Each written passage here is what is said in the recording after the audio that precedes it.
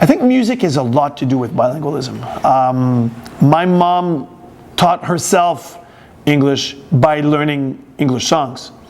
And because music was such a part of my life and a part of our household, it wasn't even a question. I mean, it was obvious that there would be both French and English. My mom is French speaking. She's French Canadian. My dad's from Trinidad, so my dad's English speaking. My dad came to Canada, to Montreal in 1965, met my mom. My dad, although English speaking, had interest in French. He had interest in my mom, but he had interest in French as well. When I was a kid, my mom spoke to my dad in English, mostly, but funny as it may seem, my dad spoke to me in French.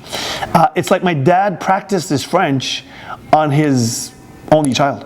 So for some reason, my parents were not sure that I could speak English as a kid because my dad would speak to me in French and my mom would speak to me in French. When I was 8 or 9, they kind of figured out, because I started having English-speaking friends, they figured out that I could speak English. I think my entire life it was mostly French, but always in both languages. I have specific recollections of being 6 years old, 7 years old, where I listened to a lot of French music. I listened to Mireille Mathieu and listened to René Simard, who was a star when I was a kid, and Gilles Vigneault, which we would do in school. I went to French school. Mid-70s, I remember specifically Bruce Springsteen, and I remember all of the disco stuff starting, and all of the the Queen stuff. And so I think when I hit 8, 9, 10, it was more in English than French, and it became more French, I'd say, when I became a teenager, where I started researching music for poetic reasons, Reggiani and Brel and Aznavour, stuff that I'd heard on the radio, but that wasn't mainstream for me until I was a teenager. Je pense que les francophones aiment se dire de vraies choses en français et aiment avoir du plaisir en anglais. Je me rends compte que lorsque les gens veulent faire la fête, leur réflexe, c'est de faire la fête en anglais, avec des chansons en anglais.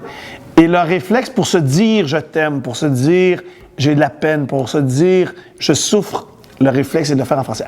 On pourrait pas en français, ou presque pas en français, faire des chansons où on répète « bébé, bébé, bébé, la la la la la », alors qu'en anglais, on peut faire ça continuellement.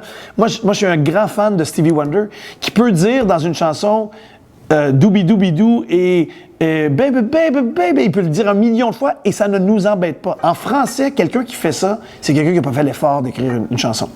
Je trouve que les chansons en français, quelque part, ont un lien de famille avec country music.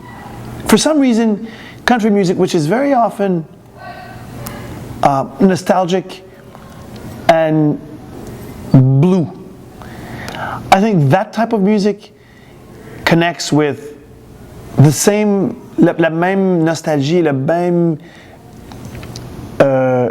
mélodrame qui existe dans la musique francophone.